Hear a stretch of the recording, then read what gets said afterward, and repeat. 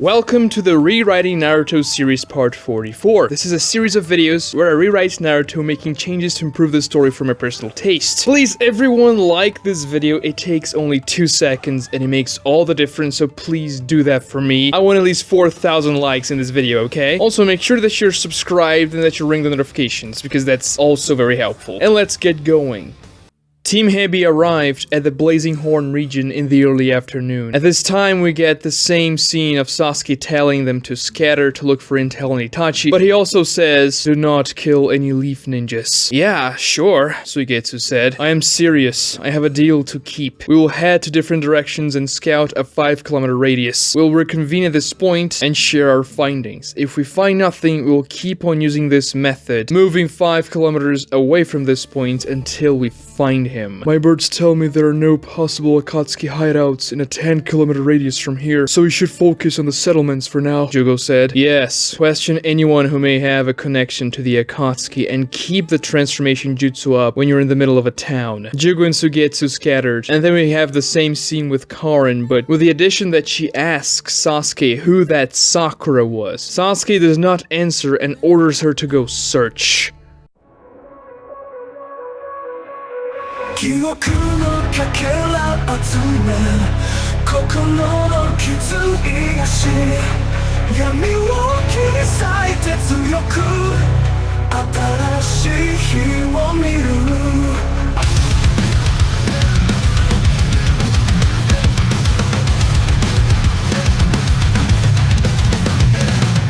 失ったものを思う夢も消えた後涙と共に歩く影に包まれてる空に叫ぶ声よ答えを伝えて悲しみをし破れもう一度見つける空に叫ぶ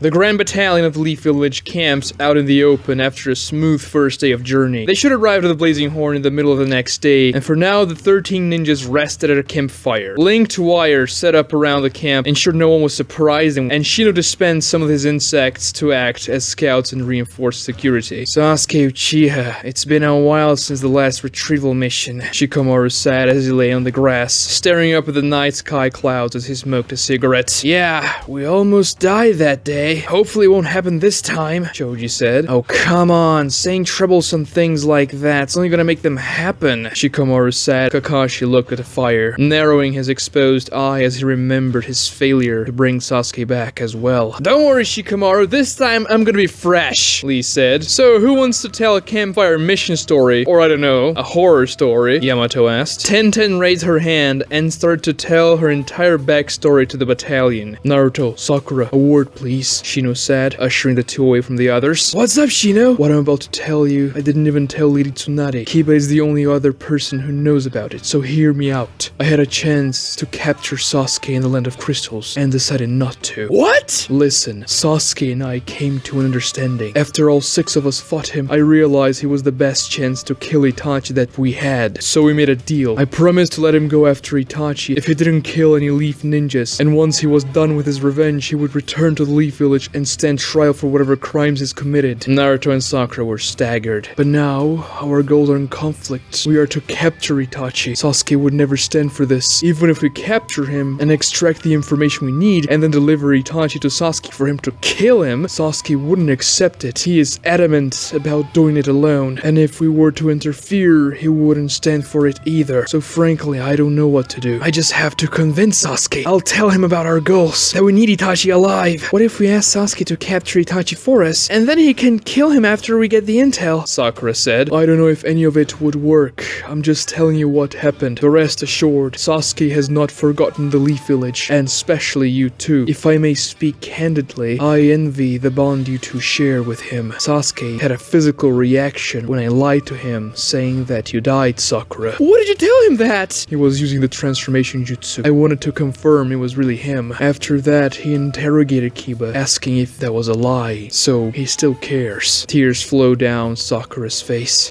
So your crush has a crush on you, Sakura? That's pretty cool! I thought I should tell you that information. After all, you are the ones who know him best, and should know how to proceed. And I am, in a way, breaking my promise by coming here on this mission, interfering with his revenge. But after the Leaf Goals have changed, I must see it through. Besides, I didn't get to you last time. We should tell this to Kakashi-sensei. The mission parameters should change after he learns it. No, I don't think we should. I mean, nothing really changes. We still have to go and convince Sasuke not to kill Itachi and also not kill Sasuke in the process. But let's be real here. I think the two of us are the only ones who can even convince Sasuke of that. Sakura, I think you're the only one, Naruto. Last time he didn't say a single word to me, so it has to be you, right? I'm pretty sure I can do it. And I can also convince him through other means if necessary. I take it you have a plan then, Naruto? Yeah, don't worry, Shino. How can you possibly convince him after everything he's been through, though, and after so many failures? What's that plan? Improvise. Team Heavy kept on searching the following day without any success. Yesterday, the settlements they hit were too small and no big mafia leaders were there to question. Today, though, Jugo's birds found some shinobi hideouts that could be from the Akatsuki, but they found nothing in those either. Now, Sasuke regrouped with his team one more time. I'm starting to think he lied to you, Sasuke. We've only been searching for a day, Suigetsu. Yes, Suigetsu, how impatient can you be? The middle region of the Horn is more densely populated than the north. We'll get more places to look at and more people to question once we get there. Very well, let's split again and keep on searching, heading south. The Leaf Battalion finally arrived at the Blazing Horn, landing on top of a large temple. Listen up, we'll use this as a center spot and spread into all directions, searching for a 10-kilometer radius. If we don't find anything in that radius, we'll move the center point and search the next 10 kilometers, and so on, Kakashi said. But if we spread that much, our comm units will be useless, and it's too dangerous to stay separated when it comes to the Akatsuki. Rules dictate a minimum of 2 men cells for patrol, so if an enemy is encountered, we have a better chance. Sakura, don't worry, Kakashi-senpai has a plan, Yamato said. I will devise our squadron into 5 teams, and assign a team captain for each one. Team Neji will be composed of Captain Neji, Rock Lee, and Tenten. Team Shino will be composed of Captain Shino, Sakura, and Kiba. Team Shikamaru will be composed of Captain Shikamaru, Choji, and Anko. Team Yamato will be composed of Captain Yamato, Naruto, and Ino, and Team Kakashi will be myself alone. Well, at least the only human. That still doesn't solve the comms problem and the fact that she'll be alone, Kakashi-sensei. I said only human. Wait, hold on. Why did you split Ino Shikacho? Ino said annoyed after learning she wouldn't be on Choji's team. Ino, you'll be the one acting as our communication center. You must reach out and check up on every team every 20 minutes in case anyone needs reinforcements or find something. I assigned you to Naruto's team because he's a Jinchuriki and therefore an Akatsuki target. You're a sensory type, so we'll be aware of possible threats heading Naruto's way. Also, if something happens to your team, you'll be able to hail us for reinforcements immediately, Kakashi said, and that was the main reason for his choice. But Kakashi also separated Ino and Choji per Shikamaru's request. Shikamaru didn't want the fact that the two were dating to interfere with their performance in the mission, especially the way those two acted together. Naturally, we'll be searching for Itachi, other Akatsuki, Sasuke, and Sasuke's teammates. So, I will leave it to the team captains to decide on how to proceed with the search. Ino can't keep a permanent mind link to all of us over such large distances. Having regular comms would be more ideal, but we have to cover a massive area and fast, so we'll be taking some risks. But I'm also going to provide reinforcements for our trekking capabilities, Kakashi said, waving hand signs, and summoned a pack of ninja dogs. Bakun! Naruto said in surprise, seeing the dog again after a long time. Yo, he said, raising his pawn. I will assign a ninja dog to each of you. They have Sasuke's scent memorized from the headband Sasuke left behind long ago. Kiba and Akamaru also have Sasuke's sense memorized, but you also have Sasuke's teammates, so you'll be even more powerful when it comes to the tracking. Finding their sense will be our top priority for now. It's really the best lead we have. And because each of you will have a dog accompanying you, your teams may also split to cover a larger area, for you'll be accompanied how the leaf guidelines dictate, and the dogs will be able to warn you if there is any danger incoming. Though, Team Yamato, you may not split because of the Jinchuriki situation. Yamato nodded. Oh, and Naruto is getting big bark bull. Don't piss him off, Hakun said, as the largest of Kakashi's dogs approached Naruto. He looked intimidating, wearing a spiked collar but barked in an oddly cute way. The dogs began to encircle and acquainted themselves with the respective assigned human, just like in the original. The difference is that each ninja will have only one dog in this situation accompanying them instead of two because there are more ninjas in the battalion. Kiba won't get one of Kakashi's dogs because he has Akamaru, and Pakun will hop on top of Kakashi's head. Very well then. Commence the operation, Kakashi said as the entire battalion nodded, and the team scattered into different directions. Neji, Lee, and Tenten jumped from tree to tree, accompanied by their 3 dogs. We will not split the team. Let's keep together to make a fight against any possible threats easier. My Byakugan will do the long-range scouting, so there's no need to separate ourselves to look further, Neji said, activating his Byakugan, and Rock Lee nodded. I remember you asking the most stupid questions before the Forest of Death, and now just a few years later you outrank me and are my team captain, huh? Anko told Shikamaru as he ran across playing grassy terrain with Choji and their 3 dogs as well. I guess I grew up. I wouldn't just surrender because the fighting is a drag anymore. Should we split up, Shikamaru, and cover more land? Choji asked. No, too dangerous. Let the ninja dogs do their job. Let's not lose to the other dogs, Akamaru! Kiba shouted and Akamaru barked. The dogs accompanying Shino and Sakura rolled their eyes. I will dispense a small patch of insects to each of you, Shino said as some insects flew into Kiba and Sakura's clothes. Shino thought about putting some insects in the dog's fur, but they said it would affect their sense of smell, so he didn't do so. This tactic weirded Sakura out. She wasn't very used to Shino's insects yet. We will split up our group, cover more area that way, especially because Kiba and Akamaru have the smells of Sasuke's allies recorded too. If anything happens, the insects will fly away and return to me to communicate that you need help. This will be faster during an emergency if Ino's mind link takes a while to come. The 3 scattered, each accompanied by a dog. Naruto, Ino, and Yamato ran over a lake with their ninja dogs. It's kind of annoying that we can't split up, Naruto said. It's for your safety, Naruto, Ino said. I think we can split up in a way, Yamato said. Really? Nice! Well, the word we might have been misleading. You can split up, Naruto. Send your shadow clones to scout the areas around us. Oh yeah! If the clone finds anything, he can just dispel himself, and then we'll know where to go. I doubt you'll find anything with this method. You're not a sensory type. So why did you tell me to do it? Your clones will act as bait. You're the Jinchuriki the Akatsuki is after. If they attack one of the clones, thinking that it's the original, we'll know they are around. If they destroy the clone, that's exactly what we want. If you find something out, you have to dispel them anyway, so it just makes sense. Nice. But don't create too many. You wouldn't want to spend all your chakra before fighting Sasuke or Itachi. Yeah, I guess I'll just make 20 then. 20? That's insane! Ino said as her mouth hanged open. 20 shadow clones for Naruto is the equivalent of you sending 1 mental message, Ino. It barely registers. I forgot you created an army of shadow clones just a few days ago. I don't think I'll ever get used to that. There's only a handful of people in the entire village that can create more than 5 shadow clones at the same time, so 20 already seems insane. I guess it's my speciality. Naruto created the 20 clones, which scattered to all directions around them. Kakashi ran in rocky terrain with Pakun alongside him. I can't smell anything yet, Kakashi. Keep at it. I don't expect this search to end so soon. 5 days of searching passed by, and Team Hebi could find nothing. No concrete intel on Itachi, the Akatsuki. All the hideouts they hit were empty. Meanwhile, the Konoha battalion only found a few bandit hideouts and poachers' outposts hidden in the forest. They apprehended them and brought them to the nearest settlement so that they could be charged with their crimes. Sasuke and the Akatsuki eluded them, and both Team Hebi and the Leaf battalion kept on searching, using the same method, spreading in a radius, coming back and trying again in another area, going down south in the meantime. We then get the same scene of when Suigetsu raids the pawn shop, but with a few differences. First, Suigetsu doesn't kill the guard. Second, the scene happens late at night, as Hebi is about to reconvene for the last time that day. And instead of cutting away before the pawn shop owner enters Suigetsu, he will say, "If the Akatsuki are down here at the horn at all, you'll probably find them in the horn's belly. It's a region, the center region, on the blazing horn, a day south of here. There are many more cities and a lot more people living there. The Akatsuki also also has dozens of hideouts there, and they're all scattered between those cities. I don't know what they're up to ever since Kakuzu died. I lost contact with them, I swear. But this is your best option, really. See? It's nice when you're nice. If you tell anyone that I was here and collected intel on the Akatsuki, or if you lied to me just now, I'll personally come back here and cut you in half, vertically.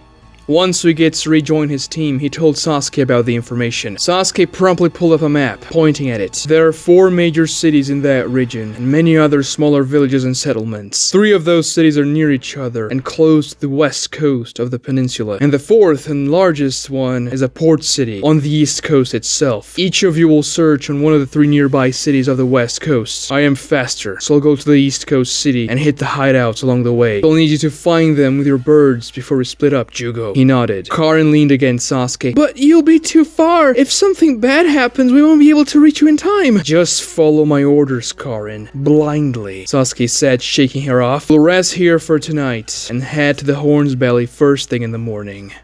The next morning, the Leaf Battalion had already split up to search even before sunrise. The first rays of sunlight appeared in the horizon, and Shino walked on a middle-sized town with his assigned dog. When he noticed something odd, there were 8 men guarding a pawn shop building. They looked like higher mercenaries, and by their attire, Shino guessed they had some proficiency with ninjutsu. Can you smell anything around that pawn shop? Shino asked the dog. I cannot catch Sasuke's smell at all. I guess this is gonna be way harder than we expected. According to the report, Sasuke is insanely fast, so if he travels at such high speeds, that would make his scent not catch onto the ground environment around him so easily. I see, Shino said, covertly observing the pawn shop. He commanded a few of his insects to infiltrate the building. They came back a few minutes later and relayed what they were talking about inside through intricate movement patterns. Late night raid, Akatsuki intel, great sword. Wait here, Shino told the dog and casually strolled towards the pawn shop building. Before he could enter though, 2 of the mercenaries got in his way. The shop is closed today, Leaf Nin. What happened here? Security seems very much reinforced. Get the hell out of it. Shino palm punched him in the face using the taijutsu technique he had taught him long ago and sent the men crashing against the building wall. The other mercenary motioned to attack, but Shino was faster, ducking down and sweeping him across the feet. The other 6 mercenaries dashed at Shino, raising their weapons, but a cloud of dark bugs exploded from Shino's body, quickly swarming the mercenaries. It only took a few seconds to drain all their chakras and knock them unconscious. The bugs returned to Shino's body, and he entered the building, going downstairs and used the bugs to enter the keyhole and unlock the heavy metal door below. Shino stepped into the room to 2 terrified men, the ones his insects eavesdropped on. You will tell me everything that happened on last night's raid. I won't. If I do, I'm a dead man. What makes you believe I won't kill you? You leave Nina too honorable. You'd never kill a defenseless guy. You're right. I won't kill you. I will do something much worse. The cloud of dark bugs once again exploded out of Shino's body and swarmed the 2 men. This time, it didn't drain their chakras though. Rather, only restrained their movements. The black swarm covered all their bodies except for their throats and faces. Shino held up 2 large, glistening black ants that walked on each of his palms. You are about to experience the worst pain of your lives. I can remove the venom and end the pain. That only depends on your cooperation, Shino said as the 2 black death ants stung their throats at the same time. The 2 men screamed so loud that Shino's ears hurt. Their bodies tried to writhe in pain, but the swarm of insects paralyzed them, making the experience even more agonizing. After 20 seconds, Shino inserted the ants again and removed the venom. The men still took a few minutes to stop screaming. So, would you like to feel that pain again?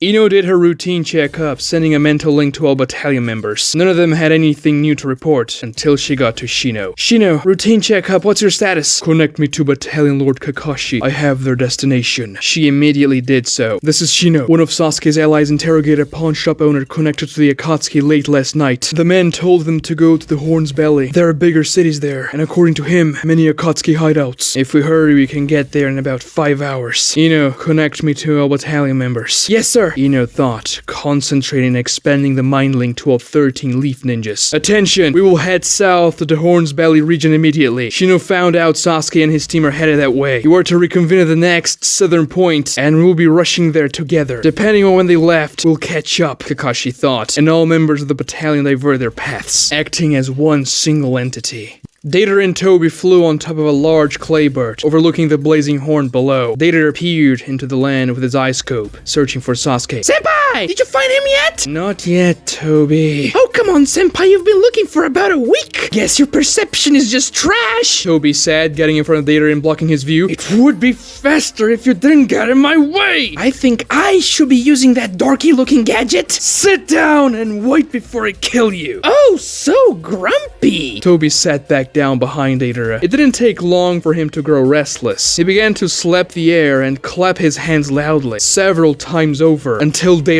snapped. For 5 minutes! Just 5 minutes! Could you not be yourself? There's a really annoying fly I'm trying to kill. It's really fast, Toby said, lunging at the fly and slapping the air again. Damn it! I missed again! But then Toby realized he jumped too far off the claybird.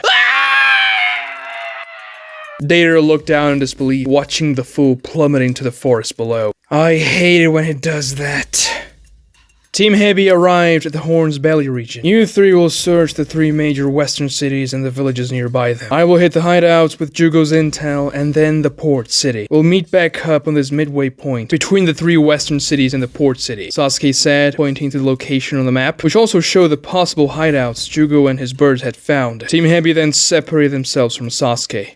That hot spring we found along the way coming here was pretty nice. I'm thinking I'm gonna do a quick search and go back there. Suigetsu said, if you do that, I'll kill you. No, really, it's nice. You should come with me, Karin. Unwind a bit. You really need it. Shut it! I mean, we could ask Sasuke to come along and then he bites you again and stuff. Shut up, Suigetsu! You two, concentrate. Each of us must conduct a thorough search in a large city, so it will take a while. Don't slack off, Suigetsu. The sooner we find Itachi, the sooner you can enjoy that hot spring. Jugo said, and the 3 scattered, heading to a city each. The Leaf Battalion arrived at the Horn's Belly a little past midday. Kiba detected the scent of the water user in Sasuke's party at the pawn shop, but the trail got cold along the way at a large hot spring that was impregnated with its smell. The ninja dogs got his scent as well, but they lost it. Listen, the Horn's Belly is a big region, but everything indicates we have a large numbers advantage over Sasuke's team, so we will spread out further this time and cover the whole region. We must detect their scent today. Now go, Kakashi said, brandishing his arm and scattering the battalion. Toby! Toby! Data yelled. He had landed in the forest to locate Toby, after failing to locate Toby from up in the air. How can this even happen? I spent an hour searching for him in the air. I survived a fall like that before, and if he was dead, I would have at least found his body. Data thought. Damn it! I'm gonna kill this idiot! Always interfering with my art. Data shouted to no one in particular. Shino, Sakura, and Kiba jumped with their dogs, heading towards the 3 large cities close to the west coast of the Horn's Belly. Each of us will search one city. Kiba, you'll take the one to the north. Sakura, you'll take the southernmost city. And I will take the westernmost city, and also the furthest away. Our regrouping point will be between those 3 cities. Kiba and Sakura nodded, and Team Shino scattered. Any sense? Shikamaru asked his dog. Nothing from Sasuke's team, but I smell something else, the dog said, apprehensive. What is it? Blood. Human blood. And lots of it. What do you mean lots of it? Choji asked. I can smell old and fresh human blood from many different people. How far away is the source? Difficult to say, but at least 5 kilometers. Let's get moving then, Shikamaru said, and they dashed towards the smell. We're gonna have to cover more distance and faster. I'll expand the range of my Byakugan, Neji told his team as they leaped in the forest. Are you going to check out the port city in the east coast after the forest? Lee asked. Yes, that is my intention, Neji said, concentrating. His Byakugan veins grew thicker and longer, branching out to his face, and his field of view increased to a 10-kilometer radius. He felt pain in the back of his eyes, but with that range, their chances increased substantially. You shouldn't keep this jutsu for too long, Neji. It strains your eyes, Tenten said. I'll do what I must. Sasuke, where are you? Naruto mumbled, creating 20 shadow clones to aid in their search. Ino, shouldn't you start sending the routine mental messages? Yamato asked. Not yet. I have to be more careful now. With a squadron covering such a large area, everyone will be further away, and the further away the target is for communication, the more chakra I have to spend, especially if I have to connect more than one person. I'm not as good as my dad with the jutsu, so I'll have to save some chakra and do the mind link in longer intervals. Otherwise, I wouldn't be able to get through the day. Was this a good idea, Kakashi? Spreading so thin, Pakun asked, as Kakashi ran through a forest. Probably not, but after days of failing with a more conservative search method, we have to take some more risks, especially now that we have a lead.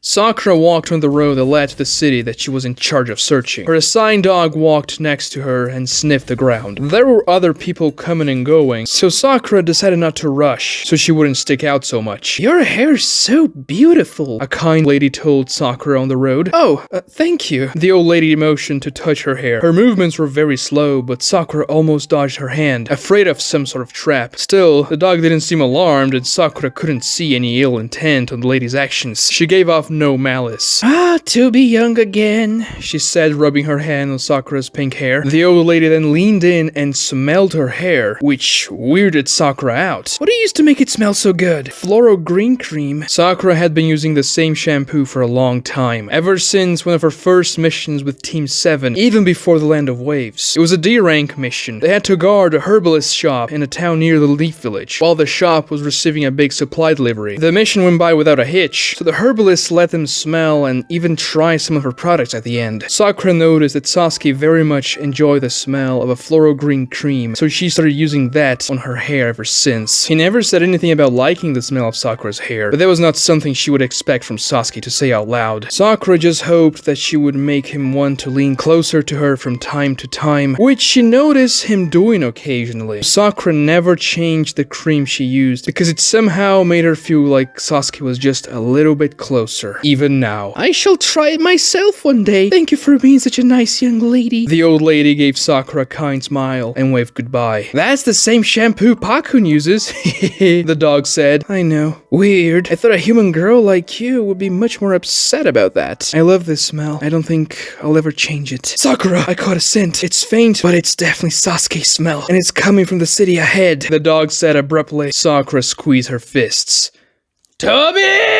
Deidara kept on calling him in the middle of the forest. The stupid idiot had vanished, puffed out of existence. "You really shouldn't be screaming like that, Deidara." A voice came from within the bushes. Deidara recognized that voice, that annoying, calm voice. Itachi emerged out of the forest. "Don't tell me what to do," Deidara said, removing his eye scope, exposing the eye he trained to withstand ocular genjutsu. "It's just advice. This place is crawling with leaf ninjas." "What do you mean?" "The leaf sent an elite battalion down here to hunt us down." "Who's in the battalion?" "Some pretty powerful ninjas." "The Jinchuriki?" "Sadly, no. That would have made my job easier." "Strange. We're both alone. I thought you would use this chance to kill me." "I already told you. My art has surpassed the Sharingan. I know you're just an illusion," Deidara said, as his left pupil contracted, breaking the genjutsu, and Itachi exploded into a swarm of crows. "The little one will succumb, and then it will be you, Itachi."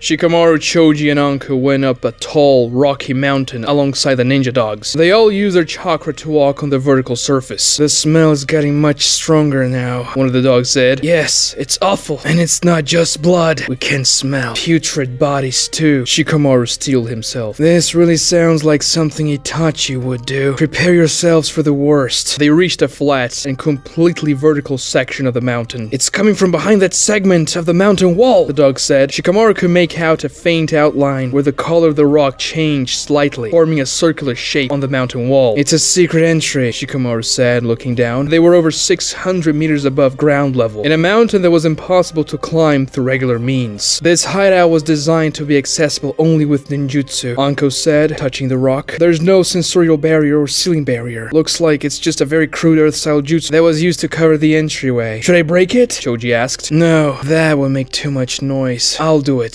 Shikamaru said, waving a hand sign. "Shadow slicing jutsu!" His shadow, which was being cast on the mountain wall itself, extended beyond its natural length, shaping itself in the form of dark, malleable blades, and began to cut through the rock, slowly sawing away at the hard surface, as quietly as Shikamaru could manage. Sakura walked among the city crowd, trying to contain her anxiety. "Well then, I can't pinpoint the smell any better, but it's definitely coming our way." Sakura's eyes flickered from person to person on the crowd. It could be using the transformation jutsu. If that's the case, she would have to rely on subtle body language cues. Sasuke would probably show some reaction, however minute, upon seeing Sakura again. "We're very close. Very, very close," the dog said, smelling the ground. A man passed by Sakura, and she noticed his eyes flicker towards her. "It's no good. The scent is receding, going behind us."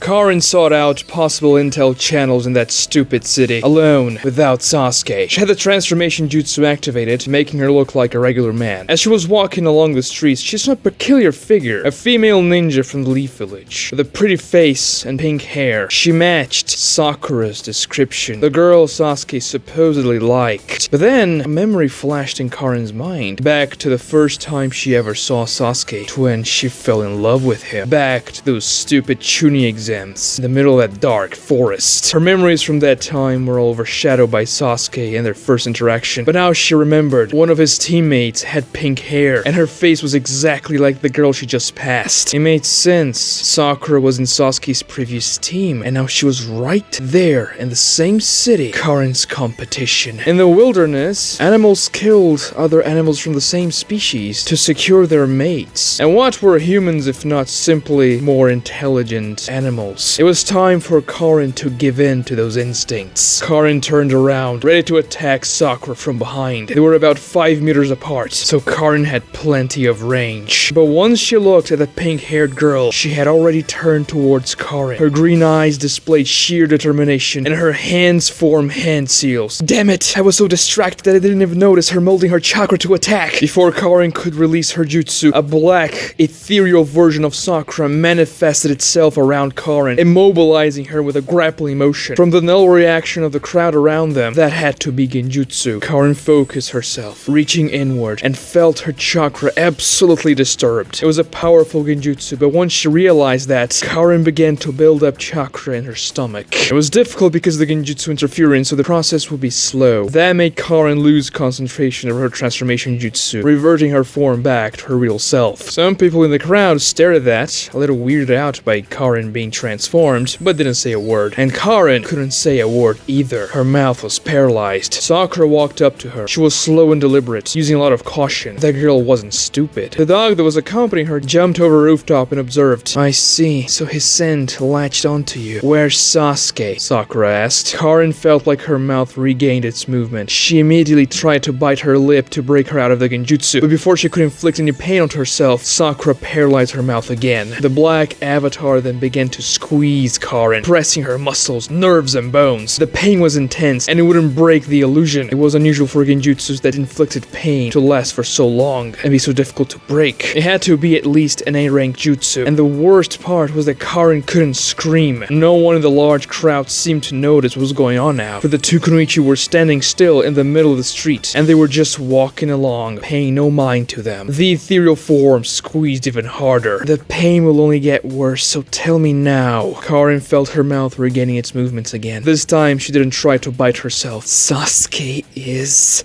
mine! Karin released the chakra she accumulated on her stomach, breaking the genjutsu, and an adamantine chain with a nasty tip erupted from her belly, darting towards Sakura. Her avatar fizzled out, which gave her a warning, and she managed to duck, avoiding the chain. However, it continued to cruise the air past Sakura, and was going straight towards the civilian. Sakura then imbued her fist with chakra and grabbed the chain, stopping it centimeters before it pierced the civilian. Karin smirked, and the chain twisted around, unleashing its tip towards her, but Sakura jumped out of the way. The chain hit the ground, carving through the stone. Everyone, get far away from here! This is a shinobi battle, it's dangerous! The ninja dog screamed from the rooftop. The crowd began to disperse, scared. Some started Karin's chakra chain, which she pulled back into herself. Tell the leaf ninjas posted in the city to evacuate it. Only allow reinforcements to join the battle if they're jonin rank, Sakura told the dog. Roger, though I doubt there will be any jonins posted here. The dog leaped away. A small swath of insects emerged from Sakura's clothes and flew up, heading towards Shino. But before they got out of view, a chain emerged from Karin's sleeve, and she slashed at them, destroying the bugs midair. Oh, the bug freak is here then. I won't let him interfere again. Sakura winced. She broke out of my inner self genjutsu through chakra control alone, and these chains look really dangerous. I have to be careful, but I'll capture her. If anything, Sasuke should regroup with her eventually so we can use her as bait, Sakura thought. I remember you from the Forest of Death. Didn't figure you would be the redhead Sasuke was traveling with after I heard your description. Must be so sad for you, getting swapped like that. He'll never go back. He'll always be by my side because I am better, stronger, prettier. We'll see about that after I break all your teeth. Both of Sakura's fists began to glow.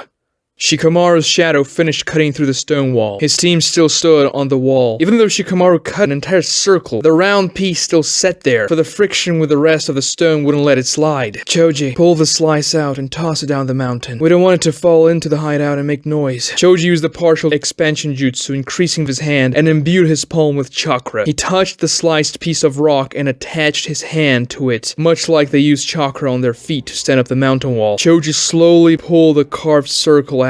It made a sound when it scraped against the rock that wasn't pleasant to the ear, but Choji managed to pull the circle all the way out, and a foul stench of rotten flesh and blood hit their noses. What is this smell? It's awful, Choji said as he tossed the carved rock down the mountain. That's what we're talking about, the dog said. The hole in the wall was a circle of darkness. There were no lights in sight, so Shikamaru lit the lighter he inherited from Asuma. Let's go, slow and easy. I have a bad feeling about this, Choji said. Well, that's good, because if you had a good feeling about this, you'd be a psychopath, Anko said with a smirk. They jumped in and entered hell. The carved mountain chamber was large, and it housed only one thing: death. The stench was so pungent that they could almost taste the stale air that they breathed. The dim and flickering firelight hit hundreds, if not thousands, of human corpses. With twisted expressions of pain, their eyes were completely whitened out, missing their irises. The small flame created distorted shadows unthinkable in their worst nightmares, and the bodies were piled up. Men, women, and children tossed away like trash. Dry blood had accumulated on the ground, having oozed from the very same wound they all shared, a stab through the heart. They show different signs of decomposition. I estimate the oldest corpses are about 2 weeks old, Anko said, and Choji was pale. Who would do this? Why? All these corpses, they were killed in the same way, with a stab to the heart, and their faces show they suffered a lot during their deaths. But why do their eyes look like that? Shikamaru said. Maybe they flickered their eyes up because of the pain, Anko said. I don't know. It doesn't look like that. It's more like their irises just vanished, Shikamaru said. Well, when I heard about those disappearances, I never thought it would be something so sinister. Anko looked around, the image of corpses branding itself in her mind. She couldn't help but to think of her past. A cacophony of screams erupted in the distance, startling them. It was pure, unimaginable suffering. Whatever this profane ritual was, it was being performed right now. Shikamaru, Choji, and Anko rushed towards the origin of the sound, having to jump over corpses upon corpses. The screams were terrifyingly loud and desperate, but then they stopped, all at the same time. The death chamber became quiet again, which was somehow even more terrifying. But Team Shikamaru kept running until they reached the end of the macabre cave. There they saw a few pieces of laboratory equipment and lab tables, also filled with corpses. 6 of them, and they were freshly killed. The ones who had been screaming, they were also killed with a stab wound to the heart, had no irises, and their faces were twisted in pain. But that was not the biggest of their concerns, for a figure wearing a dark cloak and a hood looked at the fresh corpses. It didn't seem to care or even notice that it was being watched. Team Shikamaru readied themselves, and Shikamaru ordered them to approach carefully but not attack. They couldn't see its face, so it could be a trap. I apologize for the mess. Usually I keep my labs very tidy, but I am pressed for time, the figure said.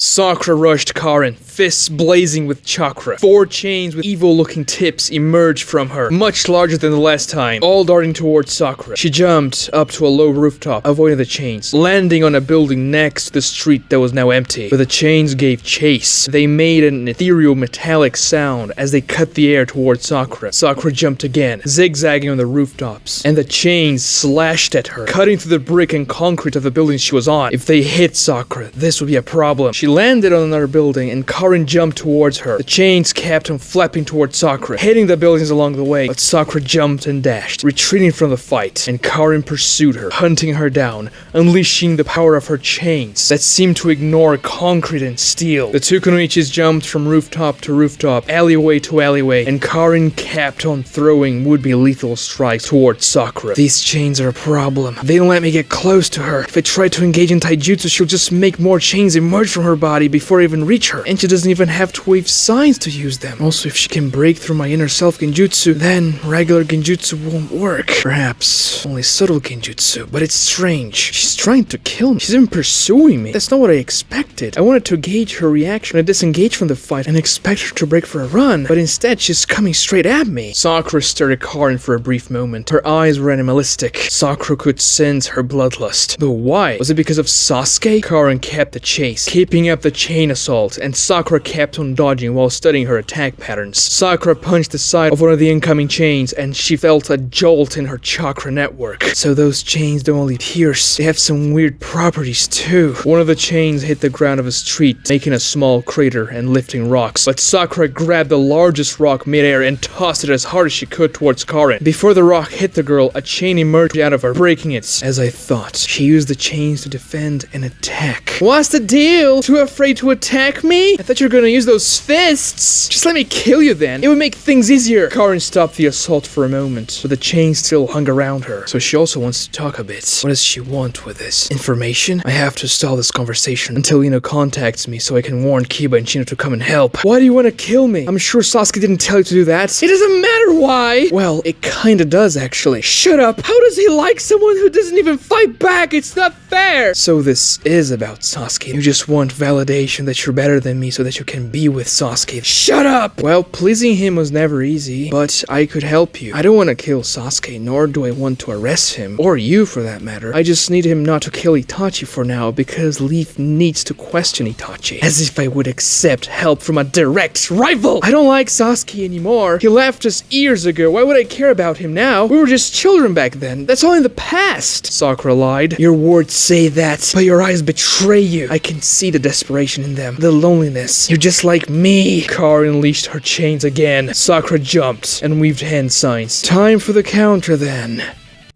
Neji's eyes burned as he kept the visual range of his Byakugan at its peak capacity for an extended period of time. His team jumped from tree to tree alongside the dogs when someone entered his view. Someone with an intense and powerful chakra. I found him, Neji said. Who? Sasuke. There's no doubt about it. He looks just like how I remember him, only older, like Naruto and the others described him. How far is he? About 10 kilometers, at the border of my visual range. And what's he doing? Seems like he's checking possible hideouts in this forest, probably looking for Itachi. And he's fast. What do we do, Neji? We get closer. Ino's mind link should arrive any time now, so we can report the situation and get further instructions from Battalion Lord Kakashi.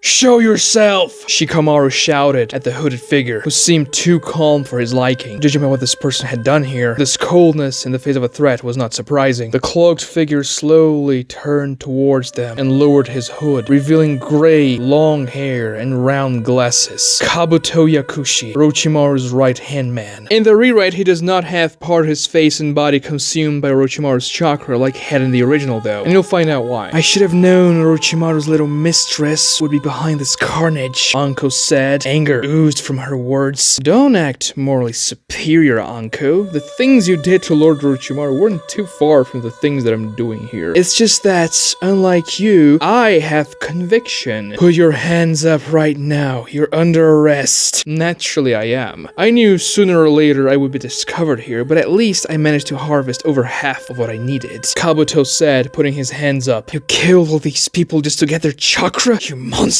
Once again, Anko, you're not the one to talk. And don't misunderstand, I'm not harvesting chakra, I'm harvesting something far more valuable. Kabuto flickered his hands, they were now stretched up, and a glowing dagger emerged from each of the 6 freshly killed bodies. Exiting the piercing wound, it dealt to their chest. The daggers had been fully inside the bodies until now, and they flew towards Kabuto, dripping blood, hovering behind him in a circular motion. The 6 daggers gave off a spectral purple glow, and Shikamaru could swear he heard faint metallic screams coming from them. The blood that had been dripping from them a second ago was then absorbed by the metal itself, revealing the shiny golden color of the blades. It's the daggers from the land of whirlpools. What are you doing with them? Kabuto smirked. Beats me.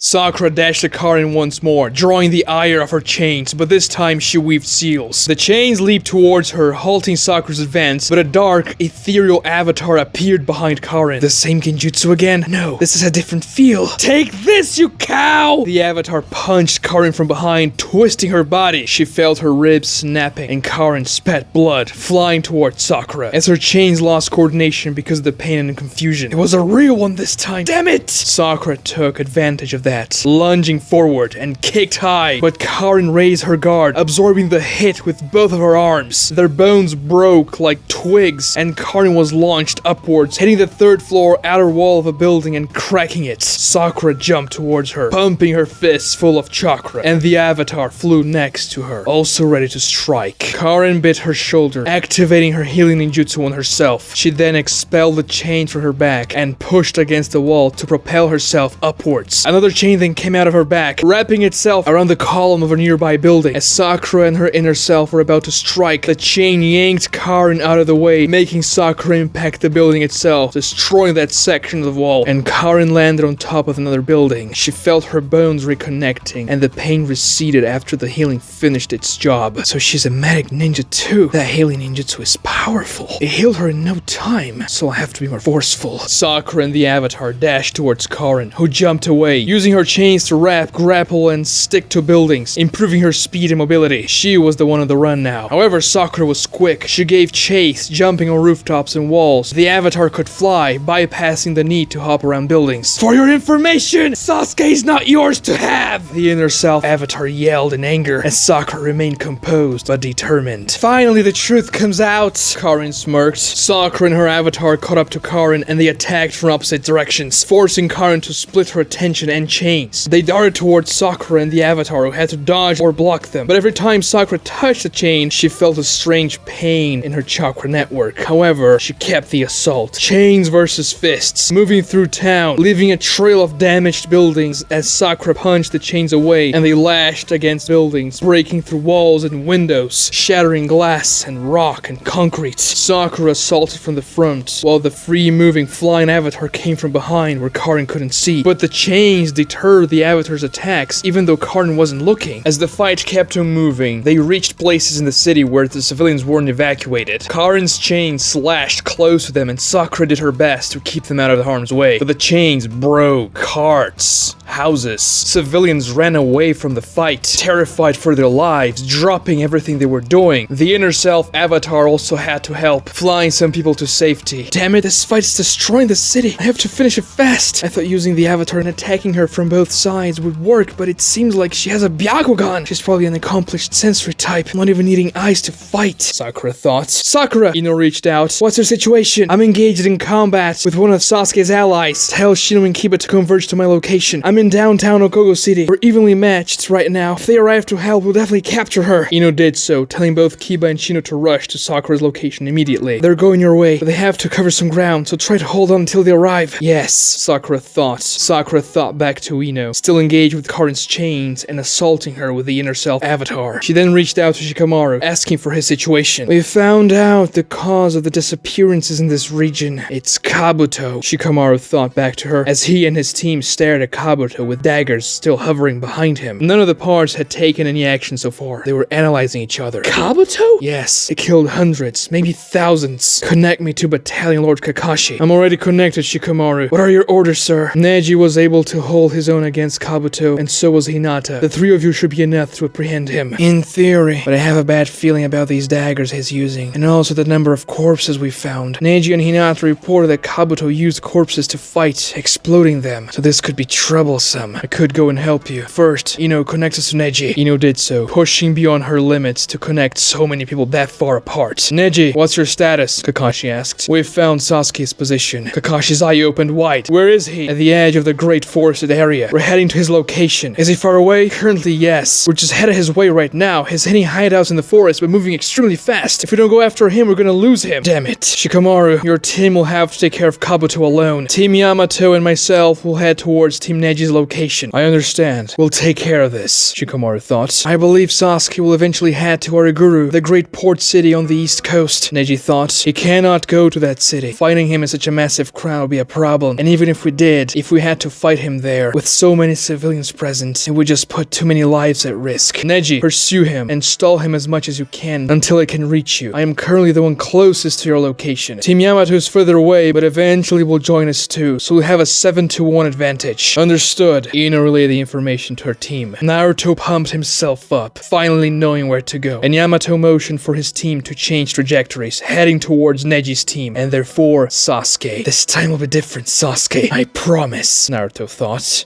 We are to reach Sasuke's position and stall him as much as possible for Battalion Lord Kakashi to arrive, and after him, Team Yamato. We also have to stop Sasuke from getting to the port city. He beat Lord Jiraiya. It'll be difficult, Lee said, thinking hard. I can use that jutsu, Tenten said. No, that jutsu's too powerful. It will kill Sasuke. Remember what Lady Tsunade said. He can skin change. It will be a good way to deplete his chakra. She also said this would work only if Sasuke didn't die instantly. Your jutsu will kill him instantly. He's a triple S threat, isn't he? I guess you're right. Prepare the jutsu. Tenten nodded and began to weave hand signs. Kakashi dashed through the forest. He ran as fast as he could. His intention was to catch up to Team Neji before they encountered Sasuke. He had the Sharingan, so Kakashi would be the best suited member of the battalion to fight against an Uchiha. I couldn't convince you to stay. I couldn't dissuade your thirst for revenge, and I was too slow to reach you last time. It's been over 4 years, but we will bring you back, Sasuke, Kakashi thought, with Pakun on his head. Someone appeared from behind a tree out of nowhere and slapped Kakashi in the middle of the face. A powerful sharp crack echoed around the forest as the slap sent Kakashi flying backwards. He felt a crushing pain and his nose broke, making Kakashi taste blood in his mouth. He fell to the ground alongside Pakun, who got launched from his head and looked towards the direction of the attacker. I got the fly! Finally! I got the fly! Yay! A man wearing an orange mask and the Akatsuki robe said, jumping up and down in happiness. He then looked at Kakashi. His orange mask had only one hole. Oh, no. It wasn't the fly! Oh, no! Damn it! I thought I had it! Hold on, he said, paying closer attention to Kakashi. You are Kakashi of the Sharingan, aren't you? He leaped behind the tree, cowering in fear. I'm so sorry, I didn't mean to confuse you with a fly. I'm pretty sure you do not enjoy eating excrement. Who is this? He wasn't in Kabuto's notebook, and why is he acting like an imbecile? Perhaps he's just impersonating an Akatsuki? No, that slap was strong, and I didn't notice him at all. He's definitely powerful, Kakashi thought, pushing his broken nose back into place with a disturbing sounding crack. Who are you and what do you want? I just wanted to kill that pesky little fly. Don't play dumb with me. I'm not, I swear. I don't have time for this. I have to reach Team Neji. Why now, of all times when we find Sasuke, this Akatsuki appears out of nowhere? Nothing happened in this mission for days, and now all of a sudden everything happens at once, Kakashi thought. I heard stories about you, you know? Is it true that you copied 1,000 jutsus? Is the Sharingan of yours really that powerful? If you heard stories about me, then you should have known that attacking me was a daft choice, Kakashi said, pulling up his headband. I'll kill him fast and head to Sasuke's location. Oh, that's it! The copy ninja's Sharingan! Wow! I never thought I would see that eye! Take a good look. This is the last eye you'll ever see. Sakura dodged another chain, but then it curved itself and wrapped around her arm. The grip was tight and painful, and Sakura felt her chakra being numbed. She felt as though she wouldn't be able to use another jutsu. Another chain flew her way, but this time ready to pierce through Sakura. But the avatar flew straight towards Karin, avoiding the chains. Karin dodged out of the way, using another chain to pull herself out of the avatar's vector, but the avatar wasn't aiming for Karin's body. Rather, it held the chain Karin shot towards Sakura and stopped its trajectory, saving Sakura. No, you won't! The avatar shouted as it engaged Karin in her chains while Sakura was trying to pull her arm out of the grapple. I am the one helping Sasuke with his revenge. Why are you trying to stop him from fulfilling it? I'm doing what's right for my village and Sasuke. No, you're not. You're just doing what it makes you feel better, not what's best for Sasuke. A chain pierced the avatar. I'm not coming back home again without settling this. The avatar grabbed the chain that was wrapped around Sakura, pulling it as another chain hit it, impaling it this time. Sakura used that chance the avatar produced and pulled herself out of the grapple of the weakened chain. A third chain then hit the avatar, destroying it. This manifestation jutsu of hers burns a lot of chakra. I could sense her reserves depleting as the fight drew on. It may be a strong jutsu, but I can hold my own against it. And I have much more chakra than her, so it's only a matter of time until she runs dry and I kill her. That thing says the things you're afraid to say. What a strange jutsu. jutsu? Did you repress yourself when you were a kid? Afraid of what people would say when you opened your mouth? Sakura said nothing. What is it? Did you lose your tongue? It doesn't matter. Your eyes betrayed you again. This jutsu is a manifestation of your weakness, of how pathetic you are. If you were really that good, then Sasuke would have chosen you to help him with the most important mission of his life. But he chose me. Anger boiled within Sakura. Every word that girl uttered was a stab to her guts. But she breathed in deeply, calming herself. You don't understand. I guess I don't. I don't know how such a plain piece of cardboard like you even got Sasuke's attention in the first place. Sakura smirked. You really are the pathetic one. Karin exploded chains out of her, growling in anger. Sakura leaped and dashed, avoiding them. The chains were bigger and faster now, extending for dozens upon dozens of meters. They pierced through entire concrete buildings, lifting up dust, shattering everything. But Sakura weaved hand signs, manifesting the avatar next to Karin again. But this time she was prepared. She used the chain to pull herself out of the way, and the avatar gave chase. I can only use that jutsu twice, so we have to end this now, Sakura thought. The chains danced in a chaotic motion as Sakura and the avatar now attacked from the same vector. Sakura punched the ground, exploding it into rocks, which the avatar grabbed and tossed at Karin. Now that I pay attention, you're actually ugly! The avatar shouted as it tossed rocks, which the chains blocked, exploding them into dust. Sakura weaved hand signs, and then she covertly glued hidden paper bombs in one of the rocks that the avatar tossed. Upon touching the chains, that rock exploded, creating a curtain of smoke. The avatar then tossed Sakura towards Karin inside of the smoke. She flew, preparing a massive punch, but when she entered the smoke, she felt her gut being pierced, and warm blood ran down her abdomen. Karin was a sensory type. She didn't have to see Sakura to hit her. Sakura felt a terrible electric pain overflowing her senses as the tip of the adamantine chain dug into her belly.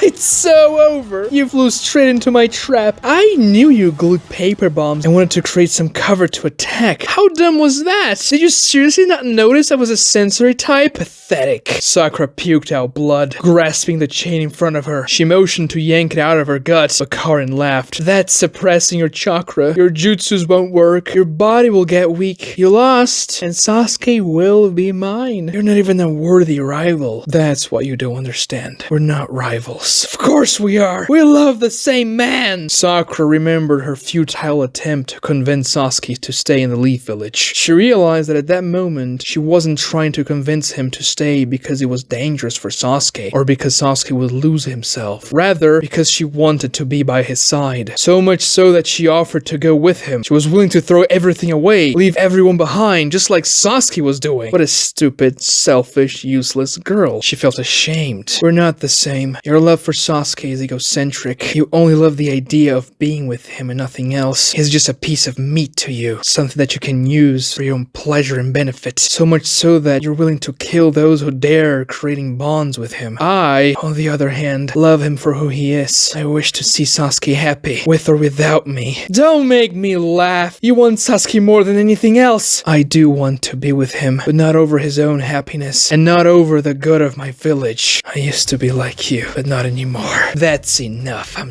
done with you. Karin sent another chain to hit Sakura's head. Sakura's inner self punched Karin in the face, appearing out of nowhere. This slowed the darting chain, and Sakura moved her head sideways, avoiding the attack. She then caught the chain with her right hand and held the chain that was piercing her with the left hand. Karin, dizzy and confused, not understanding how the avatar could even be activated, unleashed the chain against it, but the avatar dodged it, landing a kick to her gut. How can you use this jutsu with my chain suppressing you? This jutsu, it exists apart from a physical body. It's not a manifestation of my weakness, but a manifestation of my love for Sasuke. Sakura yanked the chain out of her stomach with ease, and then pulled both of the chains with violence, swinging them with power and purpose. Karin became a ragdoll, which Sakura struck against the ground, swinging her with her own chains. As if she was a yo-yo, she swung again, hitting Karin on the wall. She felt her bones break and her muscles tear. She was just pretending to be unable to remove the chain from her gut. She knew I was going to notice the paper bombs from the beginning, but those hand signs she weaved were for genjutsu. Subtle genjutsu that she used to conceal the avatar's presence from a sensorial range, and made me think that hitting her with a chain fizzled out the jutsu instead. I was expecting a more forceful genjutsu if she used one, not a subtle genjutsu. Let the chain hit her on purpose to catch me off guard. That's why she rushed the smoke. And I can't retract my chains when she's holding them like that. How can she withstand the jolting pain? I don't understand. I hope one day you understand. But until then, you'll just be pathetic, like Kai was. Sakura swung Karin towards her avatar, which punched her hard, shattering ribs and launching her away. Sakura yanked the chains again, stopping Karin midair with a painful halt that twisted her body. This time, she pulled Karin towards her and let go of the chains, igniting her fist alight with chakra. As Karin's flying body got to Sakura, she threw an ontological punch to Karin's face, creating a shockwave and exploding dozens of teeth out of her mouth. Karin hit the ground, creating a small crater. Her face, a bloody mess. Her mouth, toothless. Sakura froze. She just killed her. She wasn't supposed to do that. But then Karin moaned in pain as her chains retracted back to her body. Sakura sighed in relief and saw that the enemy girl couldn't move a muscle anymore, but somehow was still conscious. She did have a lot of endurance. Sakura put her hand on her bloody stomach and began to administer healing ninjutsu, walking towards the crater. Hell yeah! A voice came from a rooftop relatively far away. The man jumped down, landing between Sakura and Karin, and Sakura was surprised to see the guy carrying Zabuza's sword. It was Suigetsu. You must be Sakura, right? She didn't reply. Suigetsu, I'll